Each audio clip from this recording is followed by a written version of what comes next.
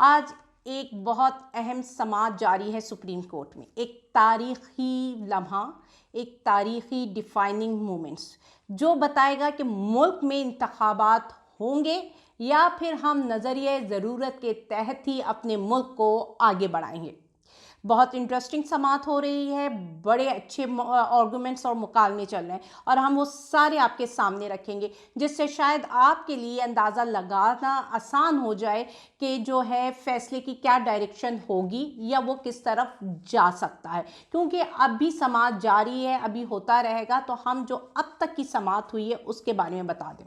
अच्छा, इसमें बड़ी इंपॉर्टेंट बात जो कि चीफ जस्टिस ने कही और वो ये थी कि जमहूरियत के लिए इंतखाबात ज़रूरी हैं। और उन्होंने एक और बात कही कि जो ये केस है ना, वो हम 184(3) के तहत भी देख रहे हैं। अब मैं आपको पढ़कर सुना देती हूँ कि 184(3) क्या है। आइन कॉन्स्टिट्यूशन ऑफ पाकिस्तान 184(3) में कहता है कि सुप्रीम कोर्ट को किसी भी बुनियादी हकूक़ के नफाज के हवाले से अवामी अहमियत के सवाल पर दायरा इख्तियार संभालने का गैर मामूली इख्तियार हासिल है। आपको मैं पढ़ के दूसरे इंग्लिश में भी सुना देती हूँ कि article 184(3) of the constitution of Pakistan gives the supreme court the extraordinary power to assume jurisdiction over any question of public importance with reference to the enforcement of any fundamental rights. यानी कि आपके जो अवामी जो आपके बुनियादी हकूक़ के नफाज है उसके बारे में जो सुप्रीम कोर्ट है उसको एक गैर मामूली इख्तियार हासिल है। उसके बाद दूसरी अहम बात की उन्होंने की 58 पर। उन्होंने कहा है क्या इलेक्शन कमीशन मनसूख कर सकता है? नहीं कर सकता। इलेक्शन कमीशन इंतखाबात मनसूख नहीं कर सकता। अच्छा, इसके अलावा और भी बहुत सारी बातें आई और सबसे इंटरेस्टिंग बात जो है वो चीफ जस्टिस ने ये की कि यार हमारी तनख्वाहों से कट लगा लो, इंतखाबात करवा लो, ठीक है ना। उन्होंने कहा है कि अगर आप 5% भी कट लगाते हो ना तनख्वाहों में तो आपका बजट जो इलेक्शन का बजट है ना वो पूरा हो जाता है। ये माशी बहरान, वो कह रहे हैं कि हम मान रहे हैं कि मुल्क माशी बहरान में है, लेकिन उसका उन्होंने हल ये भी दिया है। लेकिन यहाँ पे सवाल हुकूमत से होता है कि हुकूमत तो कह रही है कि फरवरी तक 500 अरब रुपए आपने टैक्स जमा किए हैं, तो क्या आप उसमें से 20 अरब रुपए नहीं निकाल सकते? चलें जी, ये सवाल हुकूमत से, देखते हैं हुकूमत इसका क्या जवाब देती है और वजारत ख़जाना के पास इसका क्या जवाब है। अब हम आते हैं जस्टिस मंदोक खील के मुकालमात में। वो कहते हैं कि आइन में लिखा है कि इंतखाबात 90 दिनों में होंगे। हमारे मुल्क में आइन की परवाह कोई नहीं करता। सवाल ये है कि 90 दिन से ज़्यादा तारीख कौन बढ़ाएगा? 90 रोज़ में इंतखाबात का क्या होगा? ठीक है, ये उन्होंने कुछ सवालात रेज़ किए हैं और उन्होंने ये भी सवाल पॉइंट रेज़ किया है कि जी ये हुकूमत जो हमने ऑर्डर दिया था या हमने जो बात कही थी या जो आइन कहता है कि 90 दिन के अंदर इंतखाबात होंगे, तो जो 30 अप्रैल की डेट सदर ने दी है वो भी 90 दिन के अंदर नहीं आती। लेकिन क्योंकि अभी आर्गूमेंट जारी हैं, अभी बहुत सारी बातें आती रहेंगी।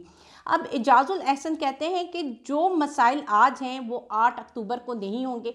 बहुत इंपॉर्टेंट सवाल उठाया है उन्होंने। आप क्या गारंटी दे रहे हो इलेक्शन कमीशन के जी 8 अक्टूबर को कोई माशी बहरान नहीं होगा, आपके फंड्स की रेल पेल होगी और आपकी जो है मुल्क में अमन व सलामती का आपका पाकिस्तान गहवारा बना हुआ होगा। आपके पास जो अभी नफरी नहीं है या सिक्योरिटी के इंतजामात नहीं है, उस वक्त जी नफरी होगी, आपके पास सिक्योरिटी के इंतजामात होंगे। तो ये बड़ा वैलिड पॉइंट इजाजुल हसन ने उठाया कि जो मसाइल आज हैं वो 8 अक्टूबर को नहीं होंगे क्या। और दूसरी बात उन्होंने की कि तमाम इंतज़ामी इदारे इलेक्शन कमीशन के साथ ताउन करने के पाबंद हैं। इसके अलावा उन्होंने कहा है कि इलेक्शन कमीशन 90 दिन से ज़्यादा ताख़ीर नहीं कर सकता।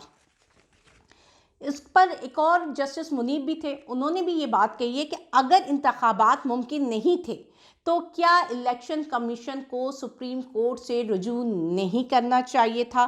क्या इलेक्शन कमीशन खुद ही फैसला कर लेगा कि इंतखाबात 6 माह, 6 साल या 60 साल तक मुलतवी करने हैं? ये कुछ सवालात, कुछ मुकालमात थे जो उस दौरान। दूसरी तरफ अटॉर्नी जनरल जो हैं वो फंसे रहे इख्तलाफी नोट को लेकर, क्योंकि जो कल 27 सफ़े का फ़ैसला समाअत के बाद जारी हुआ था, वो फ़ैसला क्या था, उसमें क्या लिखा होता है, उसमें वो क्वेश्चन रेज करते हैं जो कि अगली समाअत में डिस्कस किए जाएंगे। लेकिन वो सारा कुछ छोड़कर जो कल पूरी डिस्कशन होती रही वो होती रही कि जी 2 जजेस ने इख्तलाफी नोट दिए हैं, जिसका जब वो आज समाअत शुरू हुई तो वो क्लियर कर दिया गया है कि यार ये सुप्रीम कोर्ट का अंदरूनी मामला है। इसके अलावा चीफ जस्टिस ने अटॉर्नी जनरल को ये बात भी कही है, उन्होंने ये मुकालमा भी किया है कि जी तकनीकी बुनियादों पर मामला ख़राब मत करें, 1 मार्च के अदालती फैसले पर अमल दरामद हो चुका है। यानी कि जो सदर ने तारीख दे दी, इसका मतलब है अमल हो गया है। सदर ने 30 अप्रैल की डेट दी थी और हुक्म यही था कि सदर तारीख दे, यहाँ पे बात ख़त्म हो गई। अब हमने आगे बात करनी है। आगे बात क्या करनी है वो ये है, क्या इलेक्शन कमीशन के पास इख्तियार है कि वो इलेक्शन मनसूख कर सकता है या वो नई तारीख दे सकता है। ये कुछ मकालमे थे, कुछ बातें थी जो वहाँ पे हुई हैं आज, और अब ये देखते हैं कि आज की समाअत जारी रहती है या कल के फैसले पर जाती है। इसके अलावा अब सिनेरियो अगर हम ज्यूम करते हैं कि कोई भी सिनेरियो ऐसा आ जाता है जिसमें 90 दिन के अंदर ये हुकूमत इलेक्शन नहीं कराती, क्योंकि जैसे हम अपने तमाम पिछले वीलॉग में कह चुके हैं कि ये कंपनी, ये हुकूमत इलेक्शन नहीं कराना चाहती, उसको इलेक्शन अपनी मौत नज़र आते हैं। तो अगर वो इलेक्शन नहीं करवाती है तो 91 दिन में निगरान हुकूमत का क्या स्टेटस रहेगा, लीगल स्टेटस क्या रहेगा, क्योंकि एतजाज़ ऐसा ने क्या खूब कहा है कि जी 91 दिन ये ना हो कि लोग जो हैं गले से पकड़कर आपको ईवानों से निकाल रहे हो। तो क्योंकि जो सब्र का पैमाना है ना लोगों का लबरेज हो चुका है, क्योंकि जो एडमिनिस्ट्रेशन इस निगरान हुकूमत ने की है ना, जो जुल्म ढाए हैं और जिस तरह वो फिरौन बनी बैठी है, इसके बाद आपको लगता है कि अवाम एक दिन भी ऊपर आपको बर्दाश्त करेगी।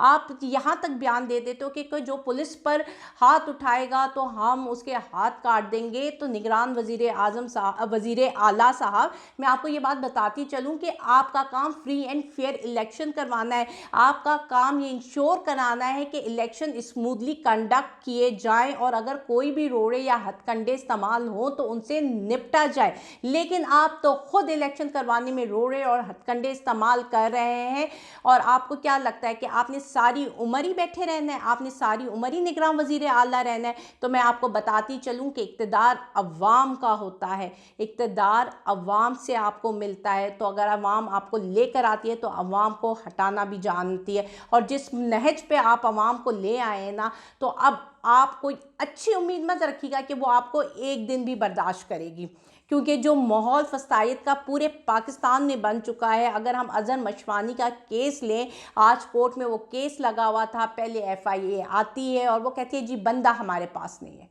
तो फिर बंदा कहाँ गया? 3-4 दिन हो गए, बंदा लापता है। FIA कहती है हमारे पास नहीं, पुलिस कहती है हमारे पास नहीं है, जो हमारे इदारे दूसरे इदारे हैं वो कहते हैं हमारे पास नहीं है। तो मुझे बताएं बंदा कहाँ है? बंदा रॉ ले गई, CIA ले गई, हमारे मुल्क से एक चलता फिरता इंसान जो है वो गायब हो जाता है और कोई भी इदारा उसकी जिम्मेदारी लेने के लिए तैयार नहीं है। और कोर्ट भी सस्ता और फौरी फैसला देते हुए कहती है कि कोई बात नहीं, एक हफ्ते बाद हमें आकर बताना। लेकिन FIA ज़रा ज़्यादा जोश में आ जाती है, वो कहती है एक हफ्ते के बाद नहीं, अभी थोड़ी देर बाद आकर कहती है जी बंदा तो हमारे पास है। ये है आपके मुल्क में, ये निज़ाम चल रहा है आपके मुल्क में। और आप टारगेट किसको कर रहे हो? आप नौजवानों को टारगेट कर रहे हो, ठीक है ना। आप नौजवान नस्ल को टारगेट कर रहे हो। आपने बलूचिस्तान से बंदा उठा लिया है, PTI का सोशल मीडिया वर्कर, आपने कराची से सोशल मीडिया वर्कर उठा लिया। आप क्यों नौजवान के पीछे पड़ गए हो यार? नौजवान नस्ल इस मुल्क को आगे लेकर चलेगी। मैंने जैसे अपने पिछले व्लॉग में कहा था कि मुझे लगता है कि इमरान खान से ज़्यादा इनको इस नौजवान नस्ल से डर लग रहा है, जिसको इमरान खान ने शऊर दे दिया है, जिसको इमरान खान ने बता दिया कि तुम्हारे हकूक़ क्या है और तुमने उनको हासिल किस तरह करना है। उसने उनको हकीकी आज़ादी का रास्ता दिखा दिया। उसने कहा है कि भाई तालीम पर तुम्हारा हक है, सेहत पर तुम्हारा हक है, अच्छी नौकरियों पर तुम्हारा हक है, अच्छी पोजीशंस पे तुम्हारा हक है, ये तुम्हारे हकूक़ हैं, ये मुल्क तुम्हारा है, तो फिर तुम क्यों इसमें गुलामों की ज़िंदगी गुजार रहे हो? तो उसने उनको रास्ता दिखा दिया। अब ये आपके गले पड़ेगा। उनके पास ऑप्शंस हैं आगे बढ़ने का, लेकिन जो रियासत है उसके पास कोई ऑप्शंस नहीं है। अगर हम देखें, आपकी दूसरी तरफ मैं जाऊं, पॉलिटिकल भी मैं थोड़ी सी बात करना चाहूँगी, क्योंकि कुछ बयानात आए हैं और वो बयानात में को अगर मैं पूरे सिनेरियो में देखना चाह रही हूँ, एक मरियम नवाज़ का बयान जिसमें वो कहती हैं कि इमरान खान का टाइम ख़त्म हो गया है। दूसरा राना सनाउल्लाह का बयान आता है कि जी या तो नून रहेगी या पीटीआई रहेगी, और तीसरी तरफ कंपनी अपने टाउट सहाफ़ियों के ज़रिए भी कुछ इसी तरह का पैगाम पहुंचा रही है। तो इसका क्या मतलब लें, आप क्या मैसेज देना चाह रहे हो? आपको लगता है खान ख़त्म हो जाएगा तो ये तहरीक ख़त्म हो जाएगी, अवाम में जो जोश व जज्बा है या जो शऊर आ गया है वो ख़त्म हो जाएगा? ऐसा नहीं है। खान रहे ना रहे, अवाम में जो शऊर का दिया उसने जला दिया है ना, वो आगे बढ़ता रहेगा। शुक्रिया। अल्लाह हाफ़िज़।